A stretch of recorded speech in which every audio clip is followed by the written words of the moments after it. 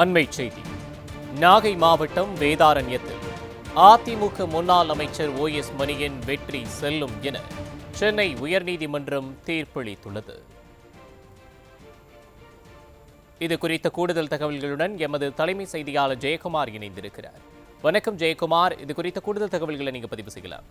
வணக்கம் தினேஷ். அனைத்திந்திய அண்ணா திராவிட முன்னேற்ற கழகத்தினுடைய வேதாரண்யம் சட்டமன்ற உறுப்பினராக இருக்கக்கூடிய முன்னாள் அமைச்சர் ஓஎஸ் மணியனுடைய வெற்றி செல்லும் என்று சென்னை உயர்நீதிமன்றம் அதிரடியாக தீர்ப்பு வழங்கியிருக்கிறது. திமுகவை சேர்ந்த வேதரத்தினம் என்பவர் தாக்கல் செய்த மனுவை தள்ளுபடி செய்து உத்தரவு பிறப்பித்திருக்கிறது. 2021 ஆண்டு வேதாரண்யம் சட்டமன்ற தொகுதியான தேர்தல் நடைபெற்றது. அதிமுக சார்பில் முன்னாள் அமைச்சர் ஓஎஸ் மணியன் போட்டியிட்டு வெற்றி பெற்றார். இதனை எதிர்த்து திமுகவை சேர்ந்த வேதரத்தினம் என்பவர் உயர்நீதிமன்றத்தில் அவரது வெற்றி செல்லாது என்று தீர்ப்பளிக்க வேண்டும் என்று ஒரு மனு தாக்கல் செய்திருந்தார். குறிப்பாக 12,329 வாக்கு வித்தியாசத்தில் முன்னாள் அமைச்சர் ஓஎஸ் மணியன் வெற்றி பெற்றார். அவரது வெற்றியை எதிர்த்து இந்த மனு தாக்கல் செய்யப்பட்டது.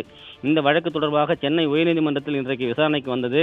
விசாரணைக்கு வந்தபொழுது அதிமுகவினுடைய முன்னாள் அமைச்சர் வேதாரண்யம் சட்டமன்ற உறுப்பினராக போட்டியிட்டு வெற்றி பெற்ற ஓஎஸ் மணியனுடைய வெற்றி செல்லும் என்று ஒரு அதிரடி தீர்ப்பை சென்னை உயர்நீதிமன்றம் வழங்கியிருக்கிறது. அதே நேரத்தில் திமுகவை சேர்ந்த வேதரத்தினம் தாக்கல் செய்த மனுவை தள்ளுபடி செய்து உத்தரவு பிறப்பித்திருக்கிறது. குறிப்பாக அதிமுக வேட்பாளர் ஓஎஸ் மணியன் பல்வேறு குற்றச்சாட்டுகள் திமுக சார்பில் திட்டமிட்டு அந்த மனுவில் மனு தாக்கல் செய்யப்பட்டு குளறுபடிகளை ஏற்படுத்த வேண்டும் என்று அந்த நபர் மனு தாக்கல் செய்யப்பட்டிருந்த மனுவில் குறிப்பிட்டிருந்தார். அந்த மனுவை எல்லாம் விசாரணைக்கு எடுத்துக்கொண்ட நீதிபதி அனைத்தையும் கேட்டுவிட்டு இன்றைக்கு வெற்றி செல்லும் என்று அதிரடியாக உத்தரவு பிறப்பித்திருக்கிறார். அதே நேரத்தில் திமுகவினுடைய மனுவை தள்ளுபடி செய்து உத்தரவு பிறப்பித்திருப்பது குறிப்பிடத்தக்கது. தினேஷ், கூடுதல் தகவல்களுக்கு நன்றி ஜெயக்குமார்.